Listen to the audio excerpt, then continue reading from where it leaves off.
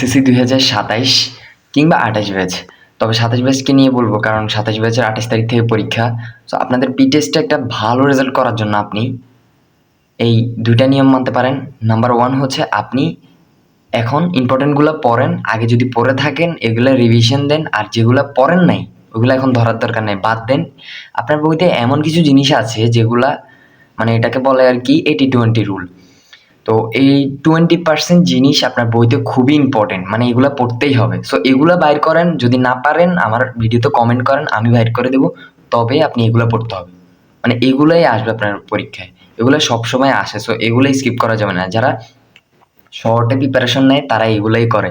And আপনি যদি একটা ভালো রেজাল্টও করতে চান আপনার এগুলা মিস করা যাবে না, এগুলো পড়তে হবে। নাম্বার 2 হচ্ছে বেশিক্ষণ পড়বেন, এখন যতক্ষণ পারবেন ততক্ষণ পড়বেন। অ্যান্ড পড়তে পড়তে মানে আপনার যতক্ষণ পারবেন ততক্ষণ পড়বেন। এটার জন্য আপনি একটা পোমোডোরো টেকনিক ইউজ করবেন। পোমোডোরো হচ্ছে এমন যে আপনি 20 মিনিট পড়বেন, 5 মিনিট ব্রেক নেবেন। তবে এটা আরও বেশি হতে পারে, 50 মিনিট পর 10 মিনিট ব্রেক নেবেন এরকম। সো ভিডিওটি ভালো লাগলে চ্যানেলটিকে সাবস্ক্রাইব করে ভিডিওতে লাইক করে দিবেন।